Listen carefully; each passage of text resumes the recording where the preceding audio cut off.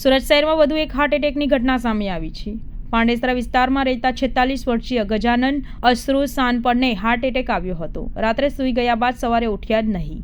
સવારે નહીં ઉઠતા દીકરાએ ઉઠાવ્યો, પરંતુ તેઓ ઉઠ્યા નહીં. ગજાનન નહીં ઉઠતા તાત્કાલિક સારવાર અર્થે નવી સિવિલ ખસેડ્યા હતા, જ્યાં ફરજ પરના હાજર ડોક્ટરે જોઈને તપાસી મૃત જાહેર કર્યો હતો.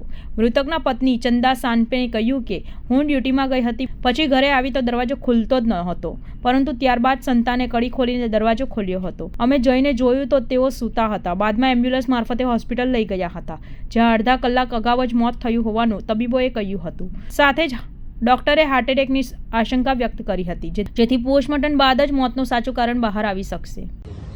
चंदा सानप, मैं 8 बजे ड्यूटी चली गई थी. उधर से ड्यूटी आई मैं 11:30 बजे. देखा दरवाज़ा नहीं खोल रहे थे, मैं आवाज़ लगा रही थी, दरवाज़ा नहीं खोल रहे थे. फिर लड़के ने हाथ लगा के दरवाजा कड़ी निकाला, फिर खोला, अंदर गए तो वो सोए थे. सोए पर एम्बुलेंस बुलाया तो डॉक्टर ने बोला आधा घंटा हो गया, उनका हार्ट अटैक आया. सूरत में कौन सी जगह पर? आकाशपुर में. कोई बीमारी थी? नहीं, बीमारी कुछ नहीं था. डॉक्टर क्या बोले? हार्ट अटैक आया.